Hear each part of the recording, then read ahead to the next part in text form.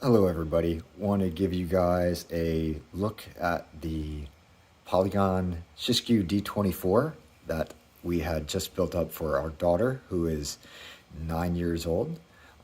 She already has a hardtail and want to get her into a nice full suspension bike. So I want to just kind of cover what this bike is, why I chose it, and what we've done to it. So this is the 2022 Polygon Siskiu D24. They make the 24 and an upgraded model called the D24X. They're both the same frames, they just have slightly different componentry. Now the reason we picked this one up is because it was on sale for $850, down from I think $1,300 or so. So it seemed like a pretty good price. As it is, we have already changed a number of components on this since day one, and I'll go over those now. First thing we did was converted to tubeless. So the wheels are tubeless ready. They're made by E13, and current setup is we swapped the tires off, which were 2.4 V snaps, I believe, and we added these Maxxis Minion DHRs that are tubeless ready in a 2.3 width in the front. And then in the back, we are still running tube because I'm running the Maxxis Recon in a 2.2, and the Maxxis Recon is not a tubeless ready tire. So you'll see that we do still have the original tubes in there, but on the front it is set up tubeless, and these are the Stan's no tube valves.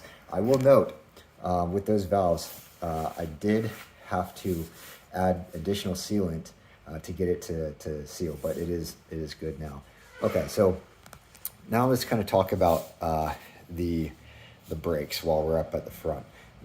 One of the reasons the D24 is more expensive is, I think the primary thing is the suspension is different. This is SR Suntour Radon fork and shock, and the D24X has I cannot think of the brand off the top of my head, but it's a different damper system.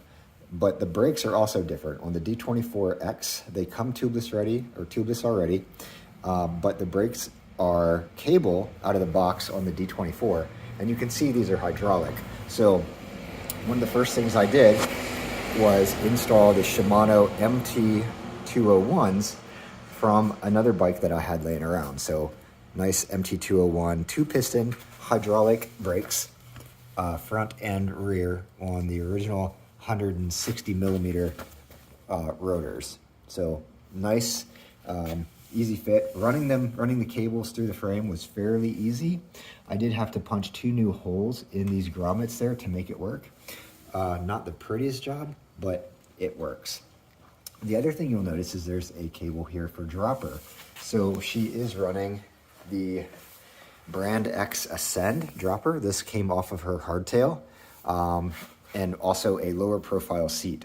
So the seat that comes on this bike is much taller profile. The rails are higher, rather spaced out more, so the seat actually sits up higher. So this is a lower profile seat. It's actually a specialized Phenom, and I have it pushed back a little bit to give her more comfort there.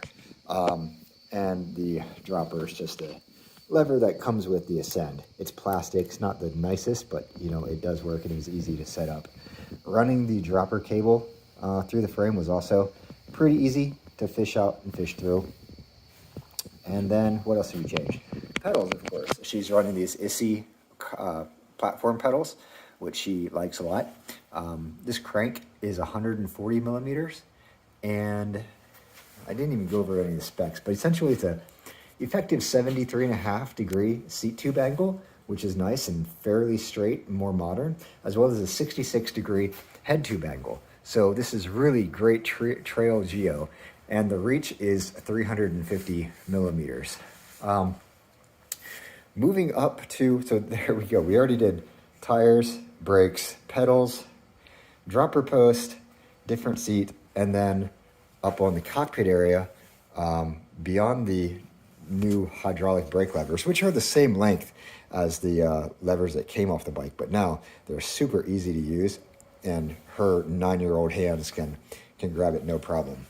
We did the P&W loam grips. So she ran these on her hardtail as well. Really liked them. And actually, this whole handlebar, carbon handlebar, and grips came off of her hardtail. So we swapped that over. So this is a carbon arc cell SL carbon fiber bar that was trimmed down to, I want to say 660. I'd have to measure the distance or the width again. I cut it a while ago. But yeah, there it is. There's the changes to her Siskiu D24. Oh, you know, also the nice thing about this, if you get one of these, you got to do it. You got to make sure you set your air pressure right. So when it out of the box, it's set up for a rider weight of 110 pounds or air pressure of 110 psi. But for her weight, she's 65 pounds, I had to lower the air pressure in this front fork down to, I think, 45 psi, which is less than half than what it comes with. And after you did that, now her weight will be able to compress the fork. So you got to make sure that you set these things up and dial them for the rider weight. Super important. That was like a night and day difference with how plush the suspension felt and how well it rode on the trails for her. All right, guys. Well, if you have any questions, if you think I missed something or have any questions for me about this bike or this particular build I've got, let me know in the comments below. I'm going to do another one of these videos here in a moment on another bike, the Trek Roscoe. All right, so thanks for watching. Catch you guys later.